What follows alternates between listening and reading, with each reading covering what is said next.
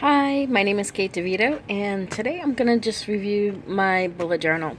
This is not going to be anything more than a walkthrough and to go over some ideas that I had that didn't work for me and to show you what I've been doing lately. The cover is a custom-made cover by an Etsy shop. I really do love this cover. I really very much enjoy using it. It gets a lot of comments. It's very durable, made of strong, very durable leather. It has a nice pen loop here, which I do use. I put my Lamy in here, and I like the card holders over here. The notebook that I use is a 7C's crosshair. It's in the long lines of the Lichterstrom 1917 dot grid without the indexing. I have one more of these books. I'll probably go until I run out of both of them to determine what book that I will use next time around. For future planning, I do use, oh, by the way, I stopped using the index. I stopped indexing everything a while ago. Instead, I do use some tabs on the side. I did try to color code them, but it didn't work out that way, so I just put whatever color I like. So the first thing that I wanted to show you is this insert. I get this from DIY Fish on Etsy. I really like this. It's the Future Planner. It just has my year in review. It helps me really kind of think of things more substantially. I also have a goal list in front. I do level 10. I just redid level 10 back in July, which is really nice.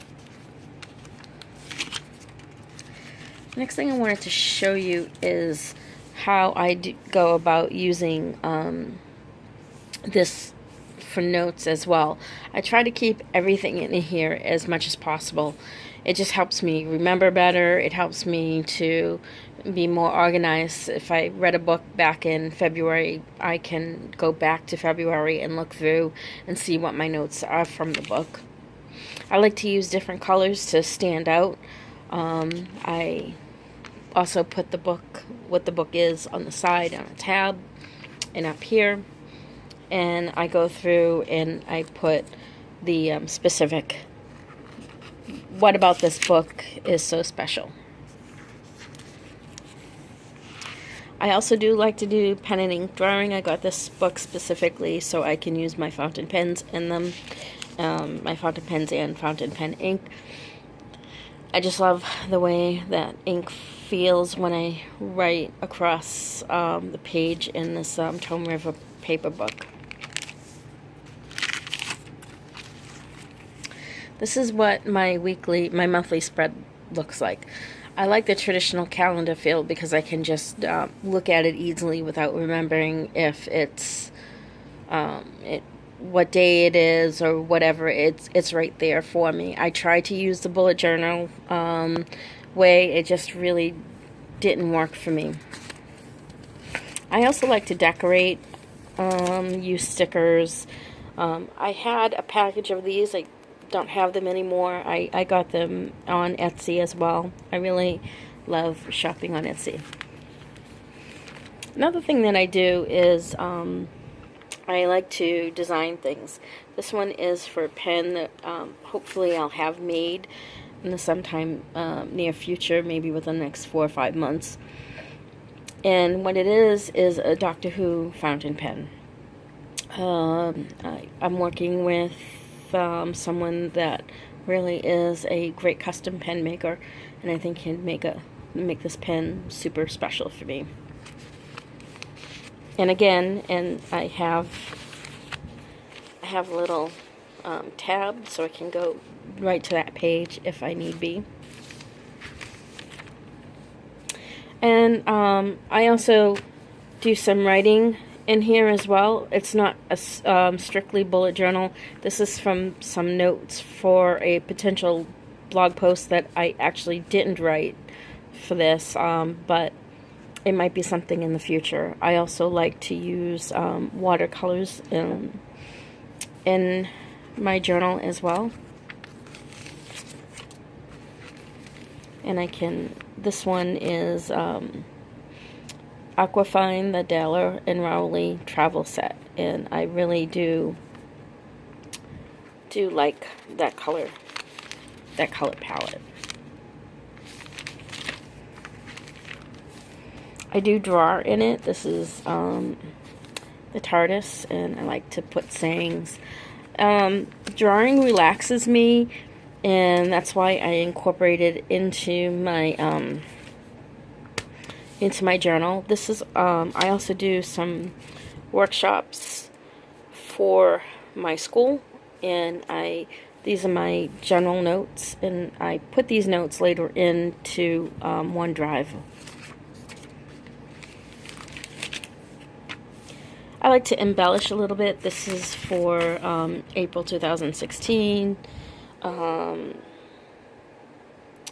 This is some of the highlights. I had cataract surgery, and I also had 2 root canals, so that was something that I wasn't particularly looking forward to for that month, but I posted them there.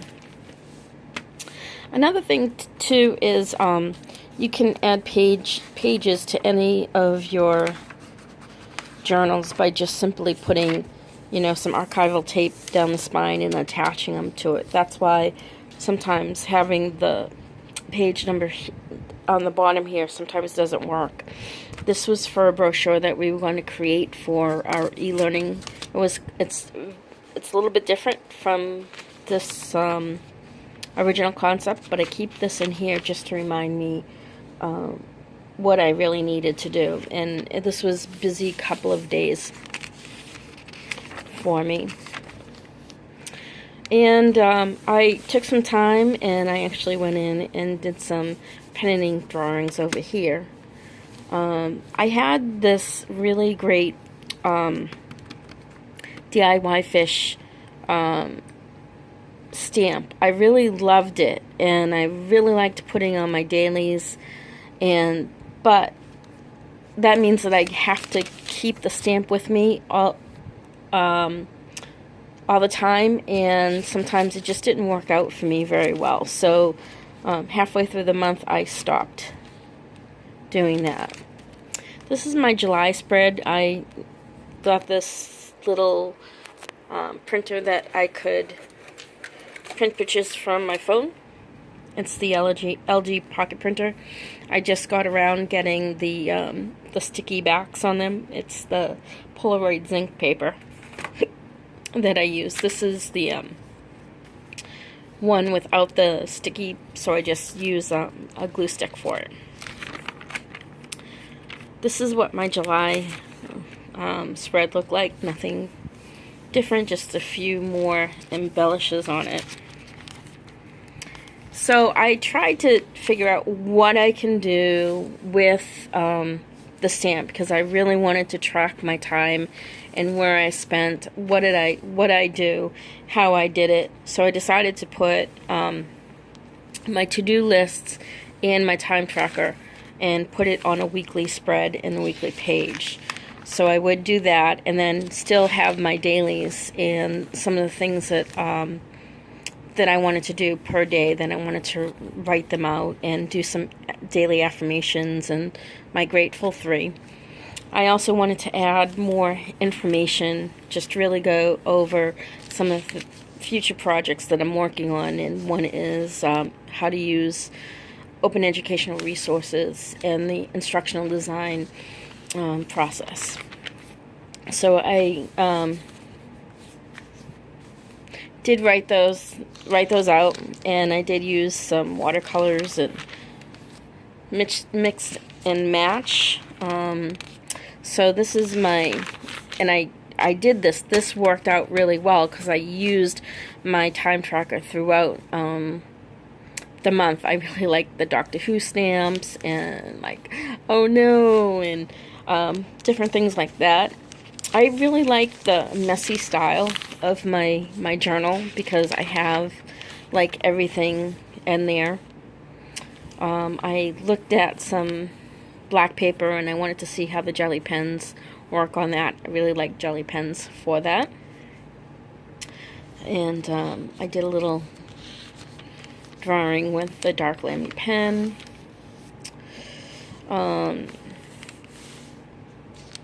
This was me testing out all my purple pens and inks. I really enjoyed that. Just to skip over, and this is my level 10. It's a little bit different from the beginning of the month, but I really did enjoy. I decided that I'm going to do some blog ideas in this as well. So I'm coming up with some ideas for social media and how to incorporate them into your higher ed course development. I did some practice on this, and I also went in and did some watercoloring on the weekend and some practice on my shading. I really did like how this came out. This is my the picture that I'm going to use for my blog post, and how I developed the idea for using social media in higher ed courses, and what all the different types are out there. I'm going to link that when that's finished. I'm not quite finished with it. Instead of wasting pages for potential spreads that I would use, I decided to go ahead and write it out first and see what I wanted to do for each page. So I'm just going to jump over to the August section. This is just for my August my dashboard for August, like I did back in July. I'm going to put some sunflowers here. I already started to pencil it in, and some ink as well. This is my August spread, and then I go into like the course development that I'm going to be working on, and some of the projects that I'm going to be doing.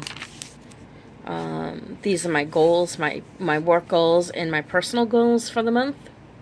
And then I have some blog ideas already, and my idea was, as I go about them, I'm going to use this conversational box and just go for the rest of them. I wanted to have that rough look.